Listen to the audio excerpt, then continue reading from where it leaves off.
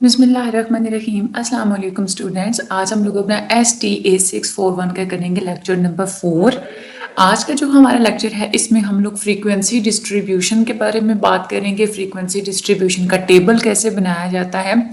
आप लोगों को ये बहुत ज़्यादा इम्पोर्टेंट है। आप लोगों के जो एग्ज़ाम्स होते हैं उनमें वो आपको डेटा दे देते हैं और आपको वो कहते हैं कि फ्रीक्वेंसी डिस्ट्रीब्यूशन का आप हमें टेबल ड्रॉ करके बताएं। ठीक है, वो आपको सारा बताते हैं कि आप हमें मिड पॉइंट कैलकुलेट करके बताएं, आप हमें रिलेटिव फ्रीक्वेंसी कैलकुलेट करके बताएं। जो जो चीज़ें आपके पेपर में आ सकती हैं मैं वही एक्सप्लेन करूंगी और मैं वही एक्सप्लेन करती भी हूँ अपने हर सब्जेक्ट के लेक्चर में। ठीक है, और इसके अलावा ग्राफ्स के बारे में आपने कुछ चीज़ें अपने माइंड में रखनी है, वो भी मैं आपको बता दूंगी। कौन कौन से ग्राफ आते हैं जो कि वो आपको कहते हैं कि हमें ड्रॉ करके दिखाएं, वो भी मैं आप लोगों को बता दूंगी। आपने ग्राफ कैसे ड्रॉ करने होते हैं जो इम्पोर्टेंट होंगे वो। ठीक है, तो हम लोग चलते हैं अपने आज के लेक्चर की तरफ। ग्राफ आपके पेपर में वही देते हैं जो आपके जो एग्जाम के जो सॉफ्टवेयर में जो आप लोगों के कैंपस के जो आपका जो होता है ना MS एक्सेल, उसमें जो अवेलेबल होते हैं वही ग्राफ आपको वो बनाने के लिए भी कहते हैं। ठीक है, अच्छा हम लोग चलते हैं अपने आज के लेक्चर की तरफ। आज के लेक्चर में सबसे पहले हमने देखना है कि फ्रीक्वेंसी डिस्ट्रीब्यूशन कंस्ट्रक्ट कैसे की जाती है, इंटरप्रेट कैसे की जाती है, हिस्टोग्राम कैसे बनाया जाता है, बार चार्ट्स और पाई चार्ट्स इनको कैसे बनाया जाता है और कैसे इंटरप्रेट किया जाता है, और बार चार्ट और पाई चार्ट्स के लिए जो हम लोग कैटेगोरिकल डेटा का इस्तेमाल करते हैं उसको कैसे प्रेजेंट और इंटरप्रेट किया जाता है।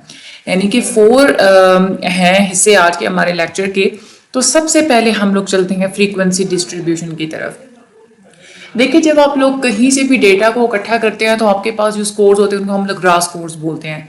रॉ स्कोर्स को आप इजीली, क्योंकि वो ऑर्गेनाइज्ड शक्ल में नहीं होते हैं, यूं ही बस इकट्ठा सा एक यूं समझने के क्लस्टर होता है आपके पास मुख्तलिफ किस्म के स्कोर्स का, तो आप लोग उसको इजीली इंटरप्रेट नहीं कर सकते। इजीली इंटरप्रेट करने के लिए या डिसीजन मेकिंग के लिए आप अपने डेटा को या तो टेबल की फॉर्म में ऑर्गेनाइज करते हैं या आप लोग ग्राफ की फॉर्म में ऑर्गेनाइज करते हैं। ठीक है, तो यहाँ पे 2 तरह की टेक्निक्स इस्तेमाल की जाती हैं। पहली तो ये होती है कि आप फ्रीक्वेंसी डिस्ट्रीब्यूशंस के टेबल ड्रॉ करते हैं और फ्रीक्वेंसी की बुनियाद पे आप हिस्टोग्राम्स को और जो फ्रीक्वेंसी पॉलीगॉन्स और जो ऑगिव्स होती हैं वो आप लोग ड्रॉ करते हैं।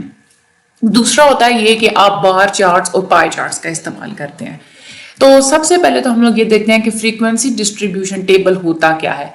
फ्रीक्वेंसी डिस्ट्रीब्यूशन टेबल क्रिएट करने के लिए सबसे पहले आप लोगों ने क्लास इंटरवल्स या जो क्लास बाउंड्रीज होती हैं वो आप लोगों ने बनानी होती हैं। ठीक है, इसमें क्या करना होता है कि आपने क्लास ग्रुपिंग्स बनानी होती है। आपने छोटे अपने क्लासेस में पढ़ा भी होगा कि होते हैं ना क्लास इंटरवल्स होते हैं 10 to 19, फिर अगला क्लास इंटरवल होता है 20 to 29, अगला क्लास इंटरवल होता है 30 to 39।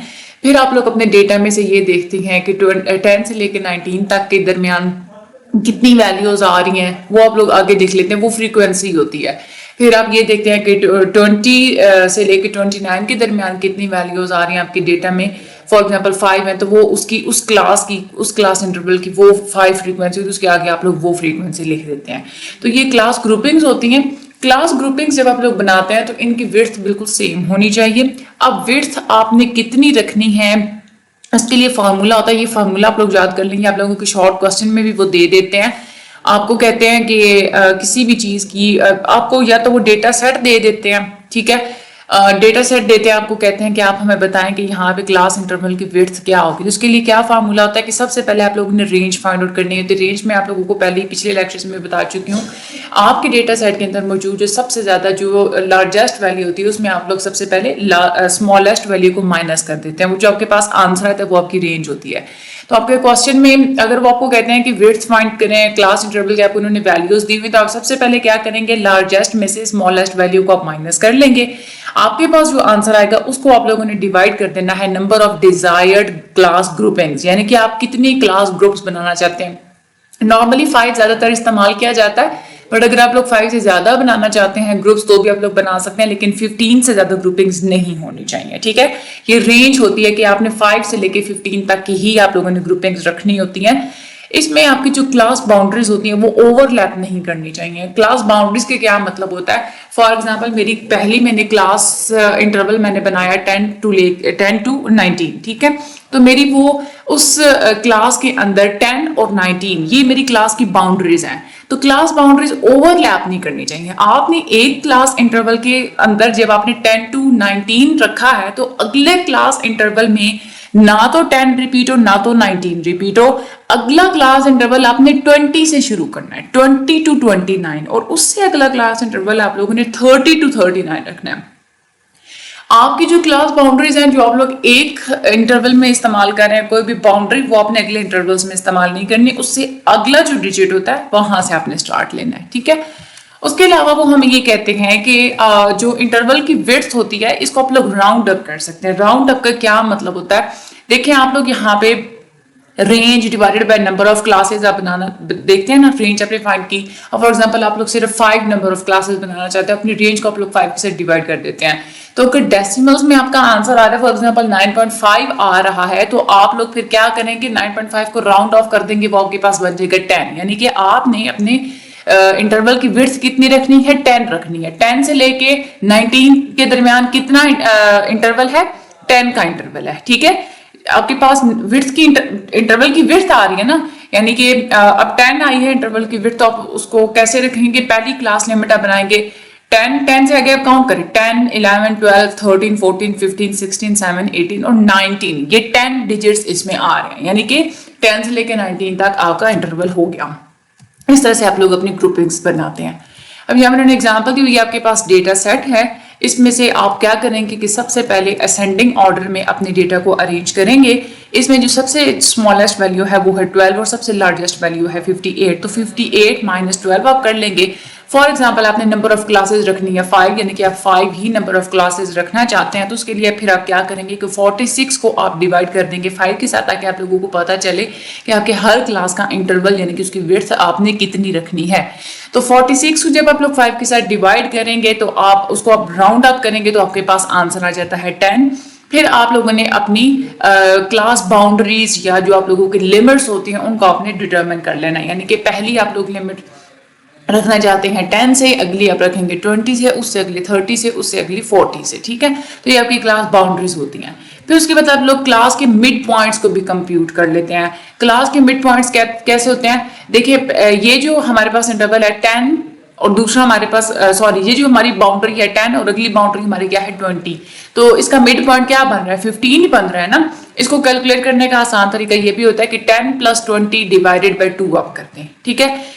इसी तरह से अगला मिड पॉइंट फाइंड आउट करने के लिए 20 + 30 डिवाइडेड बाय 2 करते हैं, ठीक है। तो ये आसान सा तरीका होता है कि इस तरह से भी आप लोग कर सकते हैं। फिर आपने क्या करनी है, अपनी ऑब्जर्वेशंस को काउंट करते जाना है, उनको क्लासेस आपने असाइन करते जाना है। फॉर एग्जाम्पल आप लोगों ने क्लास बनाई, सबसे पहले आप लोगों ने क्लास रखी 10, लेकिन आप ये कहते हैं कि 10 से लेके और आगे 20 से लेस देन की वैल्यूज आपने इसके अंदर रखनी है, यानी कि 19 तक की वैल्यूज बनती है ना, वो आपने यहाँ पे रखनी है। तो यहाँ पे जो आपके पास फ्रीक्वेंसी आती है आपके डेटा सेट के अंदर 10 से लेके 20 के दरमियान यहाँ पे कितनी वैल्यूज हैं, ये देखिए 1, 2 और ये 3 है, यानी कि इसकी फ्रीक्वेंसी कितनी होगी 3। अगला जो हमारा डेटा है 20 से लेके 29 तक की वैल्यूज आपने इसके अंदर रखनी है। तो इसमें यहाँ से स्टार्ट लेंगे 21 वाली है, 24, फिर 26, 27, 27, ये आप लोग काउंट कर लें तो ये आपके पास मिल रही है 6, यानी कि इसकी जो आपके पास फ्रीक्वेंसी आएगी वो कितनी होगी 6, ठीक है। आप इस तरह से सारी फ्रीक्वेंसीज असाइन कर लेते हैं। फ्रीक्वेंसीज असाइन आपने कर दी तो फॉर एग्जाम्पल आपकी जब ये आएगा ना पेपर में आता है तो आपको इस तरह से वो डेटा सेट दे देंगे, आपने ये सारा टेबल अपने एक्सेल में बनाना है। ऐसे आप लोगों ने एक्सेल में बनाया तो ये देखिए क्लासेस मैंने यहाँ पे पहले लिख ली हैं, आगे मैंने ये फ्रीक्वेंसी भी लिख ली।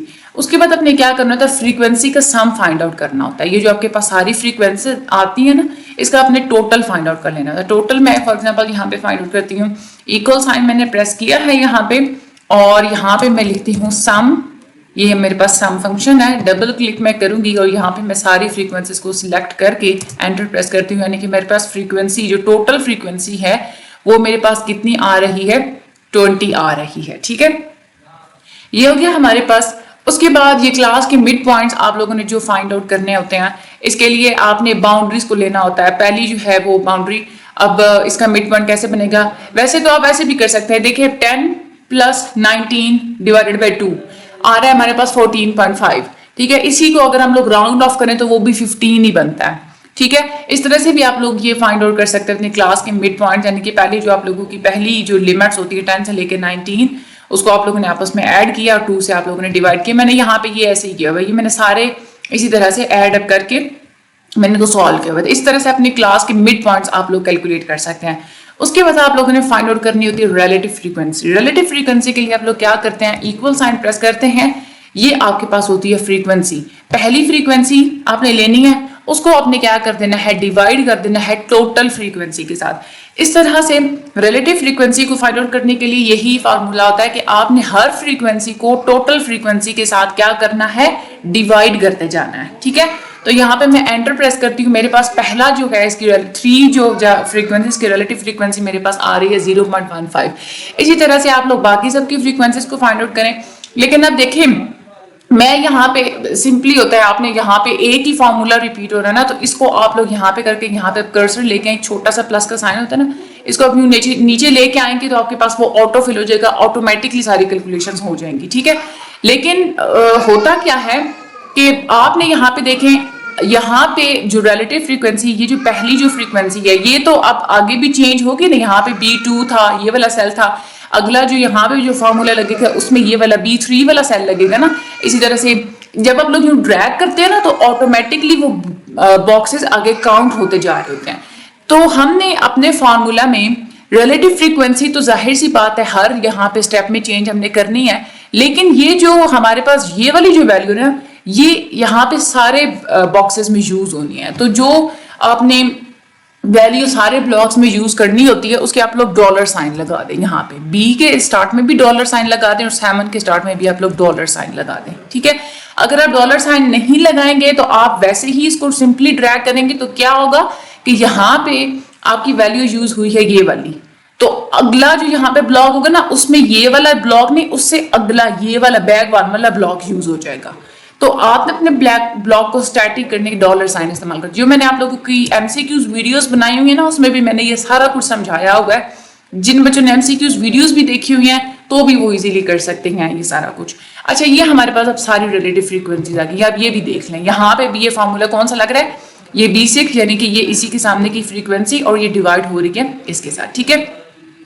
रिलेटिव फ्रीक्वेंसीज फाइंड आउट करने के बाद आप लोग परसेंटेज रिलेटिव फ्रीक्वेंसी को फाइंड आउट करते हैं। तो उसके लिए सिंपल सा फॉर्मूला ये होता है कि आपने अपनी रिलेटिव फ्रीक्वेंसी को मल्टीप्लाई कर देना होता है 100 के साथ और आप एंटर प्रेस करें। इसी तरह से आपने सारी कैलकुलेट इसी तरह से करनी है। तो मैं ये ड्रैग कर लेती हूँ, ये देखें, ये हमारी जो सारी फ्रीक्वेंसीज मल्टीप्लाई हुई, तो आप लोगों के पास परसेंटेज फ्रीक्वेंसी यहाँ पे कितनी आ गई है, ये सारी आपके पास आ चुकी हैं। उसके बाद आगे जो आप लोगों ने करना होता है, एक और चीज आप लोगों ने फाइंड आउट करनी होती है, कम्युलेटिव फ्रीक्वेंसी।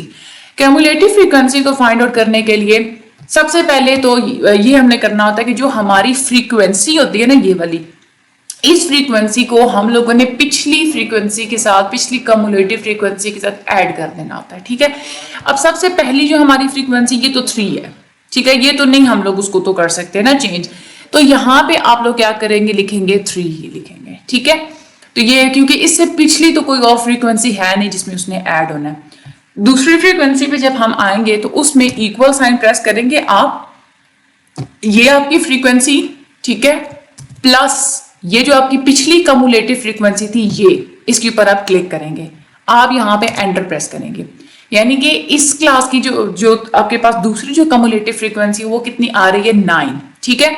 इस तरह से तीसरी कम्युलेटिव फ्रीक्वेंसी, अब आगे आप लोगों ने जितनी भी कम्युलेटिव फ्रीक्वेंसीज फाइंड आउट करनी है ना, उसमें आप लोगों को सिंपली ये क्या करें, आप प्लस के साइन को यहाँ पे नीचे ड्रैग कर दें, ये आपके पास आंसर आ जाएगा।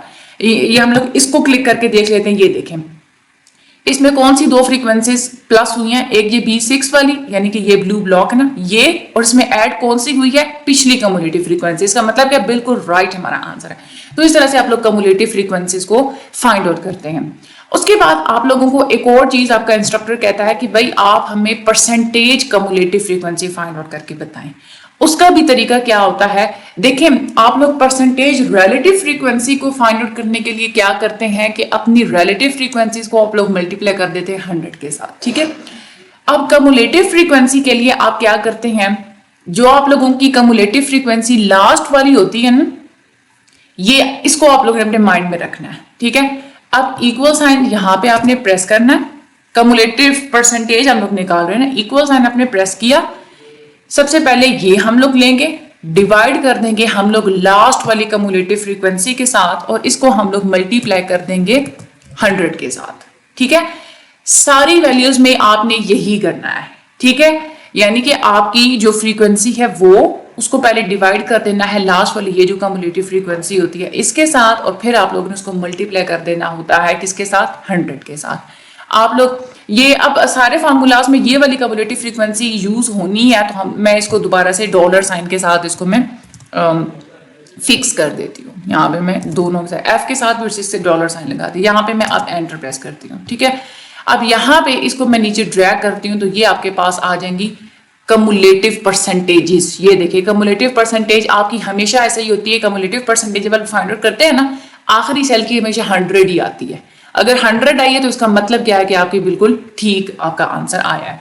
ये मैंने आप लोगों को यहाँ पे बता दिया, ये सारा कुछ मैंने आपको बता दिया। अच्छा यहाँ पे अब आगे आ जाए फ्रीक्वेंसी डिस्ट्रीब्यूशन के लिए, जो आपके पास जो सारा जो डेटा होता है ना फ्रीक्वेंसी डिस्ट्रीब्यूशन का, इसके लिए आप लोग जिस ग्राफ का इस्तेमाल करते हैं उसको हम लोग बोलते हैं हिस्टोग्राम। इसमें आपने हॉरिजॉन्टल एक्सिस पे यानी कि एक्स एक्सिस पे क्लास के मिड पॉइंट्स या क्लास बाउंड्रीज आप लोगों ने ड्रॉ करनी होती हैं, ठीक है। और जो हमारा वर्टिकल एक्सेस होता है, जो वाई एक्सेस होता है, उस पे या तो आप लोग फ्रीक्वेंसी को ड्रॉ करते हैं, या आप लोग रिलेटिव फ्रीक्वेंसी को ड्रॉ करते हैं, या फिर आप लोग परसेंटेज को ड्रॉ करते हैं, ठीक है। उसके बाद जो आप लोगों की बार्स होती हैं, जो अप्रोप्रिएट जो मतलब जो बार्स आती है ना, इसमें जब आप लोग ग्राफ ड्रॉ करते हैं ना, आपके पास वो बार्स आती हैं, जो आपके पास बार्स आती हैं उनको आप लोग इस्तेमाल करते हुए वो बार्स वो रिप्रेजेंट कर रही होती हैं कि हर क्लास में नंबर ऑफ ऑब्जर्वेशंस कितनी है, ठीक है। आपकी बार्स क्या रिप्रेजेंट कर रही होती हैं कि आपकी हर क्लास में नंबर ऑफ ऑब्जर्वेशंस कितनी है। अब फॉर एग्जांपल यहाँ पे आपने क्लास का मिड पॉइंट फाइंड आउट कर लिया और साथ में आप लोगों ने अपनी फ्रीक्वेंसी रख ली, तो यहाँ पे आप लोग कैसे हिस्टोग्राम को ड्रॉ करेंगे, एक्स एक्सिस पे सबसे पहले अपनी क्लास के मिड पॉइंट्स को आप ड्रॉ करेंगे। मिड पॉइंट्स आप लोग ड्रॉ करते हैं 5 का इंटरवल देके, ये 5 तक, फिर उसके बाद ये 15, 25, 35, 45, 55 इस तरह से। और फ्रीक्वेंसीज आप लोग यहाँ पे ड्रॉ कर लेते हैं 1, 2, 3, 4, 5, 6, 7, ठीक है। अब आप लोग देखें सबसे पहला मिड पॉइंट हमारे पास क्या है 15। 15 की फ्रीक्वेंसी कितनी है 3। ये 15 के ऊपर ये 3 तक ये हमारी पहली बार बनेगी, ठीक है। उसके बाद आगे हम लोग चलते हैं तो 25 है हमारे पास, ये हमारे पास 25 की फ्रीक्वेंसी कितनी है 6। ये 25 वाली बार हमने ये 6 है ना यहाँ पे, ये 6 तक हम लोगों ने इसके ऊपर हम लोगों ने ड्रॉ करनी है, ठीक है। इस तरह से 35, 45, 55 ये सारा कुछ आप लोग इस तरह से ड्रॉ कर लेते हैं। जो आप लोगों की MCQ की वीडियोस हैं उसमें मैंने आप लोगों को हिस्टोग्राम को ड्रॉ करना भी सिखाया हुआ है। चले हम यहाँ पे अगेन कर लेते हैं। यहाँ पे हम लोग क्या करते हैं, क्लास के मिड पॉइंट्स आप लोगों ने रखने होते हैं। अच्छा यहाँ पे आपने सबसे पहले जाना होता है अपने डेटा के ऑप्शन में। अच्छा कुछ बच्चों को प्रॉब्लम भी हो रही होती है क्योंकि डेटा में डेटा एनालिसिस का ऑप्शन नहीं आ रहा होता, तो उसके लिए आपने क्या करना है कि यहाँ पे ये फाइल जहाँ पे लिखा हुआ है ना, ये इसके ऊपर आप लोग ने क्लिक करना है। यहाँ पे है ऑप्शंस, ऑप्शंस में आपने जाना है। ऑप्शंस में जाने के बाद ये एड इन्स है आपके पास, इसके ऊपर आपने क्लिक करना है, डबल क्लिक करें। एड इन्स के बाद आपके पास ये आएगा, इसमें एक्सेल एड इन्स लिखा हुआ है। उसके बाद आप लोगों ने यहाँ पे गो पे क्लिक करना है। ये आपके पास एनालिसिस टूल पार्क लिखा हुआ है, एनालिसिस टूल पार्क को आपने टिक करना है। जिन बच्चों का टिक नहीं है वो लोग टिक कर लीजिएगा, जिन बच्चों को ऑलरेडी टिक है वो टिक ही रहे, तो आप लोगों ने इसको ओके कर देना है। फिर आपके पास यहाँ पे डेटा एनालिसिस का ऑप्शन शो होना शुरू हो जाएगा और ये आपको मिलेगा। ये देखिए ये सारे जो रिबन्स है ना, इसमें आपने डेटा के रिबन में जाना है। डेटा के रिबन में ये डेटा एनालिसिस का ऑप्शन हमारे पास मौजूद होता है। यहाँ पे हमारे पास ऑप्शन होता है हिस्टोग्राम का। हिस्टोग्राम में आपने आना है, इसके ऊपर आप लोगों ने ओके प्रेस करना है, ठीक है। अब इसमें आपने क्या करना होता है कि सबसे पहले अपनी इनपुट रेंज देनी होती है। इनपुट रेंज के आगे आपने ये जो फ्रीक्वेंसी का ये जो सारा डेटा होता है ना, ये अपने सिलेक्ट कर लेना है। उसके बाद आप लोगों ने बिन रेंज देनी होती है। बिन रेंज में आप लोगों ने अपने क्लास के जो मिड पॉइंट्स होते हैं ना, इनको आपने सिलेक्ट कर लेना होता है। सॉरी, ये मैं उसमें ये इनपुट रेंज में आपने फ्रीक्वेंसी को किया, ठीक है, और बिन रेंज में आपने क्लास मिड पॉइंट्स को यहाँ पे सिलेक्ट करना है। मैंने पहले भी इसको किया था, तो वो ये हमारे पास आ गए क्लास मिड पॉइंट्स। उसके बाद आपके पास आउटपुट ऑप्शंस हैं, यानी कि आप कहाँ पे अपना आउटपुट चाह रहे हैं। फॉर एग्जांपल मैं कहती हूँ कि मैंने यहाँ पे अपना आउटपुट लेना है इस जगह पे, ठीक है, मैं ये सिलेक्ट कर लेती हूँ ब्लॉक्स। उसके बाद आपने क्या करना है, ये है आपके पास चार्ट आउटपुट, ठीक है। ये चार्ट आउटपुट पे आपने लाजमी टिक करना है। उसके बाद आप लोगों ने ओके प्रेस करना है, ठीक है। यहाँ पे आई थिंक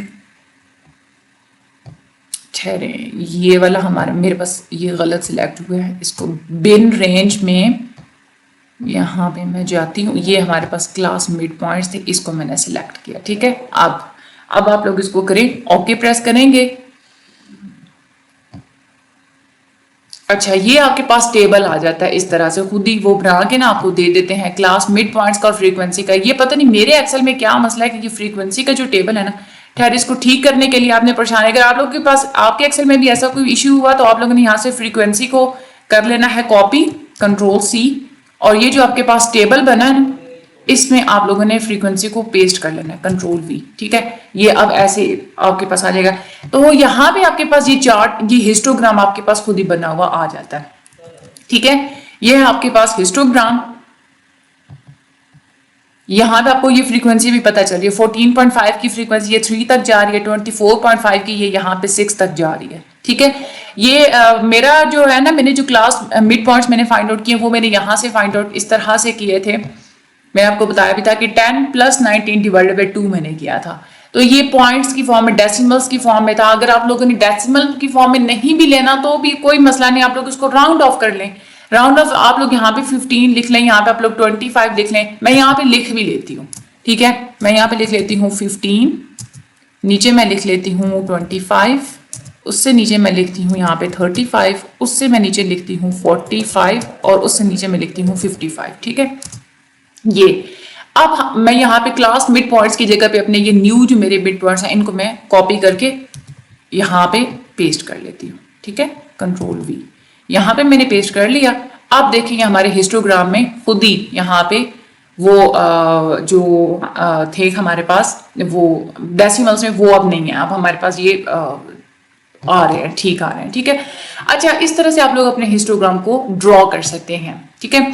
अब मैं यहाँ पे इसको मैं कर देती हूँ डिलीट, ताकि मैं आपको आगे चल के समझाऊँ। हिस्टोग्राम बस आप लोगों को इस तरह से कंस्ट्रक्ट करना आना चाहिए। हो सकता है कि आपके पेपर में वो कहें कि भाई आप हमें जो है ना ये करके बताएं, तो आप लोगों ने वहां पे सिंपली क्या करना है, फिर अपना हिस्टोग्राम इसी तरह से आप लोगों ने ड्रॉ कर लेना, जैसे मैंने आप लोगों को बताया है, ठीक है। अच्छा, आगे हम लोग चलते हैं। भैया चले हो भी सही। अच्छा, आंडू यहाँ पे। अच्छा, अब हम लोग चलते हैं। कम्युलेटिव फ्रीक्वेंसी भी हमारी हो गई थी और मैंने आप लोगों को जो परसेंटेज कम्युलेटिव थी ये भी मैंने आप लोगों को समझा दी थी। अब वो यहाँ पे वो टेबल ड्रॉ हुआ था ना वो फ्रीक्वेंसी का, तो इस वजह से यहाँ से ये रिमूव हो गया। खैर, ये मैंने आप लोगों को ऑलरेडी मैं आप लोगों को समझा चुकी हूँ कि कम्युलेटिव फ्रीक्वेंसी और जो कम्युलेटिव परसेंटेज होती है उसको आप लोगों ने कैसे फाइंड आउट करना होता है, ये हमारा टॉपिक हो चुका है। अच्छा, आगे हम लोग चलते हैं। एक और जो हमारे पास होता है फ्रीक्वेंसी पॉलीगॉन हम लोग ड्रॉ करते हैं। फ्रीक्वेंसी पॉलीगॉन आप लोग तब ड्रॉ करते हैं कि उसमें भी आप लोग लेते ऐसे ही हैं कि क्लास मिड पॉइंट्स आप लेते हैं और आपकी जो वाई एक्सिस होती है उसके ऊपर आप लोग फ्रीक्वेंसीज अपनी ड्रॉ करते हैं।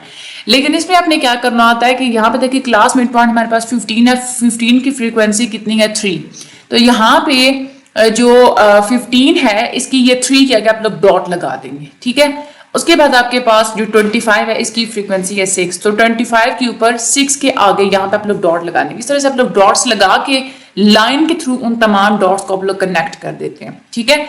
उसके बाद आप फिर क्या करते हैं कि हमारे जो डेटा देखिए 15 से स्टार्ट हो रहा था ना, ये था। अच्छा, यहाँ पे उसके बाद अपने क्या करना होता है कि आप एक्स एक्सेस के साथ शुरू वाला भी जो आप लोगों को पॉइंट होता है वो, और लास्ट वाला जो पॉइंट होता है वो भी, दोनों को आप एक्स एक्सेस के साथ जोड़ देते हैं यहाँ पे, ठीक है, ताकि आपको पता चले कि जो हमारा जो डेटा है वो अब जीरो हो चुका है, शुरू में भी जीरो है और आखिर पे भी जीरो है। इस तरह से आप लोगों के पास ये पॉलीगॉन बन जाती है। अच्छा, आगे हम लोग चलते हैं। कमुलेटिव फ्रीक्वेंसी यहाँ पे वो कह रहे हैं, ये भी मैं आप लोगों को बता चुकी हूँ। यहाँ पे आप लोगों से वो एमसीक्यूज पूछ लेते हैं कि कमुलेटिव जो फ्रीक्वेंसीज होती हैं उसके लिए हम लोग कौन सा ग्राफ ड्रॉ करते हैं। उसके लिए हम लोग ऑगिव ड्रॉ करते हैं, ठीक है। ऑगिव ड्रॉ करने में एक और आप लोगों का एमसीक्यूज भी आता है कि ऑगिव ड्रॉ करने में हम लोग क्लास बाउंड्रीज को ड्रॉ करते हैं अपने एक्स एक्सेस पे। ये बात आप लोगों ने याद रखनी है। हम लोग यहाँ पे मिड पॉइंट्स को नहीं करते, हम लोग यहाँ पे क्या ड्रॉ करते हैं, क्लास बाउंड्रीज को ड्रॉ करते हैं, ठीक है। ये इतनी सी बात आप लोगों ने याद रखनी है। ऑगिव कब आप लोगों को कहते नहीं, हमें ड्रॉ करके बताएं, क्योंकि एक्सेल में कॉम्प्लिकेटेड होता है ऑगिव, और किसी एक्सेल में वो ड्रॉ भी नहीं होता, तो आप लोगों को वो इस तरह से वो नहीं कहते कि भाई आप हमें ड्रॉ करके बताएं। आगे आ जाए, अपना अगला जो हमारा टॉपिक है बार एंड पाई चार्ट्स। ये आप लोगों को ज्यादातर कहते हैं कि आप हमें ड्रॉ करके बताएं, बार चार्ट्स और पाई चार्ट्स, ठीक है। सबसे पहले तो ये आप लोगों ने एमसीक्यूज याद रखना है कि बार चार्ट्स और पाई चार्ट्स को हम लोग इस्तेमाल करते हैं कैटेगरी डेटा के लिए, क्वालिटेटिव डेटा के लिए, जहां पे आप लोगों ने चीज की क्वालिटी के बारे में बताना होता है। कैटेगरीज होती हैं, फॉर एग्जाम्पल मेल इतने हैं, फीमेल इतने हैं, अनएम्प्लॉयड इतने हैं, एम्प्लॉयड इतने हैं, फलां कलर की चीज इतनी है, फलां बैग में चीज इतनी है। तो कैटेगरीज की फॉर्म में आपके पास डेटा होता है। इसमें जो आपके बार की हाइट होती है, या अगर आप लोग पाए चार्ट ड्रॉ कर रहे हैं तो आपके जो पाए के स्लाइस के जो साइज होते हैं वो बता रहे होते हैं कि हर कैटेगरी की फ्रीक्वेंसी या हर कैटेगरी की परसेंटेज कितनी है। अब फॉर एग्जाम्पल सबसे पहले आप लोगों के पास डेटा है, ये ब्लू, ग्रीन, रेड, ऑरेंजेस, और इधर आप लोगों के पास नंबर ऑफ कैंडीज 23, 35, 56, 54 इस तरह से, ठीक है। अब आप लोगों को ये कहता है, आपके इंस्ट्रक्टर आप लोगों को इस तरह से बता देगा कि ब्लू चीज़ इतनी है, ग्रीन चीज़ इतनी है, रेड इतनी है, और ऑरेंज में जो नंबर ऑफ कैंडीज है ना वो इतनी है। और फॉर एग्जाम्पल वो आपको कहते हैं कि आप हमें पाई चार्ट ड्रॉ करके बताएं। हाँ, आपने एक बात हमेशा याद रखनी है, जहाँ पे सिर्फ पाई चार्ट जो होते हैं ना, आप लोग वहां पे तभी उसको कर सकते हैं ड्रॉ जब आपके पास हर रो का जो कॉलम है वो एक ही हो, ठीक है। यानी कि यहाँ पे देखिए ब्लू है ना, इसके लिए कॉलम एक ही आपके पास, नंबर ऑफ कैंडीज, वहां पे आप लोग पाई चार्ट को ड्रॉ कर सकते हैं। लेकिन जब ऐसी कंडीशन होती है ना, जब एक जो कैटेगरी होती है उसमें मजीद आपने तीन चीजें बतानी हो, दो चीजें बतानी, जैसे ब्लू है तो इसमें आप लोगों ने तीन चीजें हैं, बैग 1 है, बैग 2 है, बैग 3 है, यानी कि आपने तीन चीजों के बारे में बताना है। तो वहां पे आप लोग जो अपना जो आपका जो डेटा वगैरह होता है उसको आप लोग पाई चार्ट में डिस्प्ले नहीं कर सकते। वहां पे आप लोग बार चार्ट्स का और मल्टीपल बार चार्ट्स का इस्तेमाल करते हैं, ठीक है। फॉर एग्जाम्पल सबसे पहले मैं यहाँ पे नंबर ऑफ कैंडीज का मैं आप लोगों को ड्रॉ करके दिखा देती हूँ। ब्लू, ग्रीन, रेड और ऑरेंज हैं हमारे पास कैंडीज।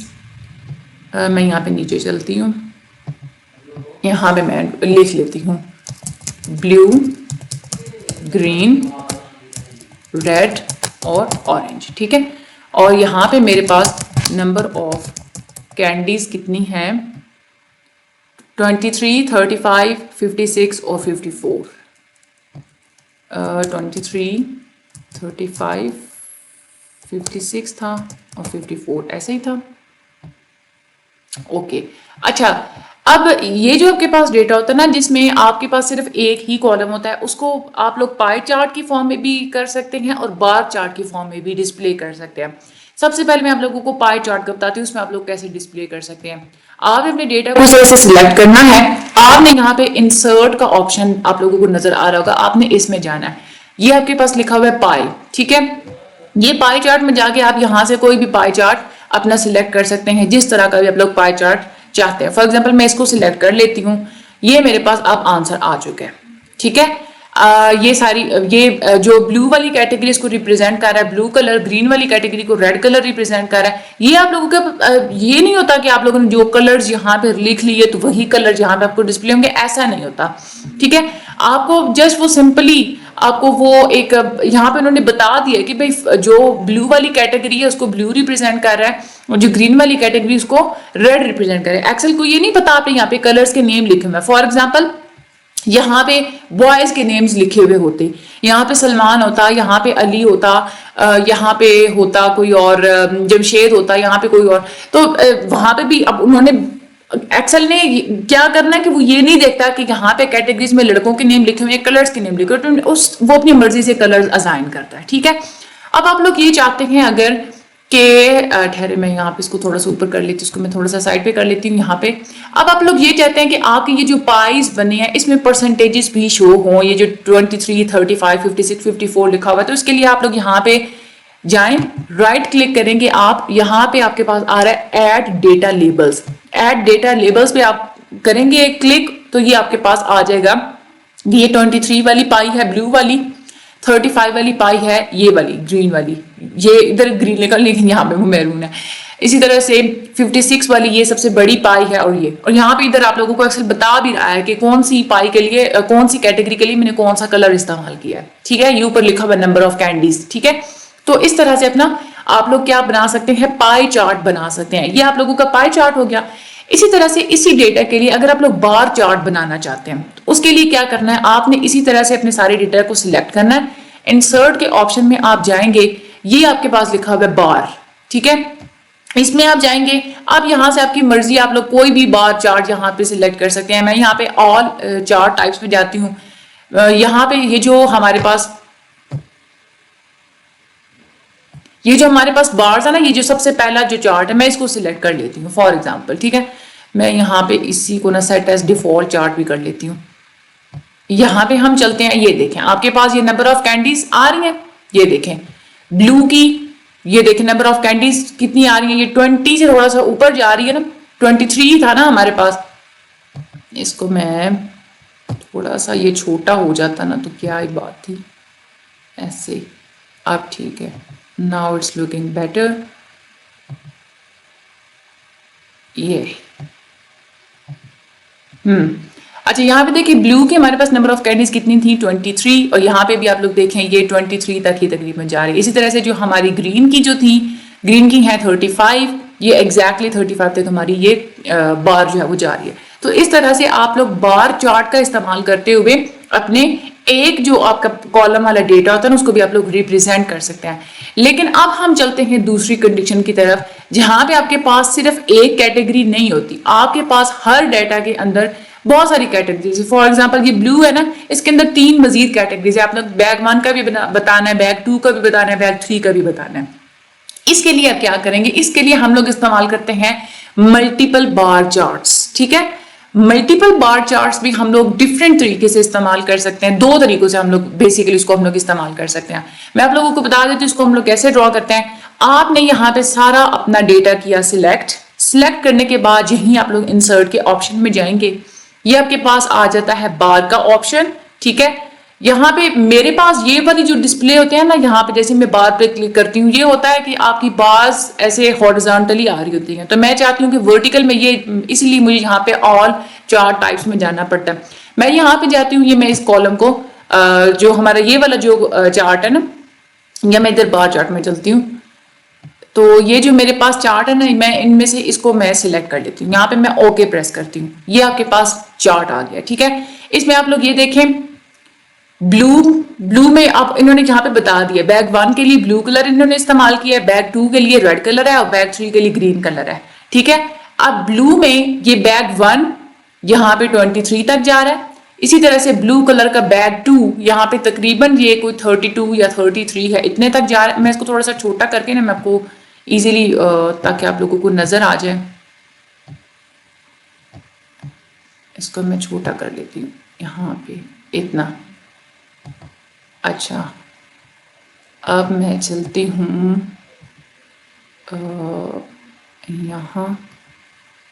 यहाँ पे मैं आपको बताऊं। अच्छा, इसी तरह से ये देखें हमारा जो डेटा है भाई, ये सही से डिस्प्ले की। अच्छा, ग्रीन में अगर हम लोग जाने तो बैग 1 ग्रीन का आ रहा है 35, ठीक है। मैं ये चलती हूँ, ये है हमारा ये ग्रीन, और इसका ये बैग 1 ये तो 35 तक, यानी कि हम लोग डेटा को डिस्प्ले कर सकते हैं। इसका एक दूसरा तरीका जो होता है ना मल्टीपल बार चार्ट का, यानी कि अगर आप लोग ये चाहते हैं कि बैग 1, बैग 2 और बैग 3 वो यहाँ पे हो, ठीक है, और बैग 1 का इधर लिखा हुआ हो और बैग 1 का इकट्ठे ही यहाँ पे बार्स हों, ब्लू वाली भी, ग्रीन वाली भी, रेड वाली भी और ऑरेंज वाले भी। यानी कि ये वाला जो आपके पास डेटा है ना, इसमें क्या हुआ है कि इसमें आपकी हर रो अलग अलग लिखी हुई है, ठीक है। ये ब्लू वाली रो सारी तीनों आ गई, ये ग्रीन की तीनों रो आ गई। लेकिन अगर आप लोग ये चाहते हैं कि कॉलम्स में आप लोग ये चाहते हैं कि कॉलम का डेटा हो, जैसे ये बैग 1 का कॉलम है, इसकी जो 4 रोज है ब्लू, ग्रीन, रेड, ऑरेंज वाली, ये इकट्ठी डिस्प्ले हो। फिर बैग 2 की जो चारों जो रोज है वो इकट्ठी डिस्प्ले हो। इसके लिए आपने क्या करना है, अपने चार्ट के ऊपर आप जाएं, यहाँ पे आप लोगों ने राइट क्लिक करना है, ठीक है। राइट क्लिक करने के बाद यहाँ पे सिलेक्ट डेटा का ऑप्शन है, इसमें जाएं। यहाँ पे आपके पास लिखा है स्विच रो एंड कॉलम, इस पे आप लोग क्लिक करें और आप ओके प्रेस करें। यहाँ पे आप देखें आपके पास ये बैग 1 का आ गया, ब्लू कलर भी, रेड भी, ग्रीन भी, और ये यहाँ पे इन्होंने यहाँ पे बताया हुआ भी है कि ऑरेंज कलर के लिए वो ये वाला इस्तेमाल कर रहे हैं, ये ऑरेंज कलर के लिए पर्पल इस्तेमाल कर रहे हैं, ठीक है। तो इस तरह से अपने डेटा को रिप्रेजेंट, तो कंपोनेंट, इसको हम लोग मल्टीपल बार चार्ट भी बोलते हैं और कंपोनेंट चार्ट बार भी बोलते हैं, जिसमें आप लोगों ने हर कैटेगरी के अंदर मजीद कुछ कैटेगरीज आप लोगों ने बतानी होती हैं, ठीक है। ये यहाँ पे इन्होंने भी ये दोनों तरह से डेटा को हमें डिस्प्ले करके दिखाया हुआ, जैसे मैंने अभी आप लोगों को बताया था। ये जस्ट इतनी सी यहाँ पे बात थी, ये सारा मैं आप लोगों को ड्रॉ करके बता दिया। आगे यहाँ पे आप लोगों को रिव्यू दे रहे हैं कि आज हम लोग लेक्चर में क्या पढ़ा, तो हमने क्या पढ़ा वो आप लोगों को अच्छे से खुद भी पता है। इंशाल्लाह अगला जो हमारा लेक्चर नंबर 5 होगा उसमें कोई कैलकुलेशंस वगैरह नहीं है, ठीक है। अगला जो लेक्चर नंबर 5 है ना, उसमें आप लोगों को कुछ चीजें याद करनी पड़ेंगी अपनी शॉर्ट क्वेश्चन के हवाले से, आप अपने एमसीक्यूज के हवाले से, क्योंकि उसमें आप लोगों की कैलकुलेशंस नहीं आती और ना ही आप लोगों को वो कहते हैं कि आप लोग कंट्रोल चार्ट बताएं, क्योंकि वो जो हमारा अगला लेक्चर है ना वो एसपीसी सॉफ्टवेयर में कंट्रोल चार्ट उसके ड्रॉ होते हैं। एसपीसी जो सॉफ्टवेयर होता है वो आप लोगों के पेपर्स में भी नहीं होता, ना ही आप लोगों का वो उधर एग्जाम सॉफ्टवेयर में होता है। इसीलिए इस लेक्चर में, लेक्चर नंबर 5 में से जस्ट आप लोगों की थ्योरी आती है, कौन कौन सी आती है वो मैं आप लोगों को अगले लेक्चर में बता दूंगी। नोट्स चाहे तो आप लोग साथ लिखते जाइएगा, मैं आप लोगों को साथ साथ बताती जाऊंगी। चैनल को सब्सक्राइब कर दें, वीडियो को आगे शेयर कर दें हर स्टडी ग्रुप में, और रिकमेंड कर दें। बहुत सारे बच्चों के जो पेपर्स हैं वो क्विज़ेस वीडियोस में से आ रहे होते हैं, एमसीक्यूज, आप लोग वो भी लाजमी देख लीजिएगा। मुझे अपनी दुआ में याद रखिएगा। अल्लाह आप सब लोगों की मदद फरमाए। Thank you.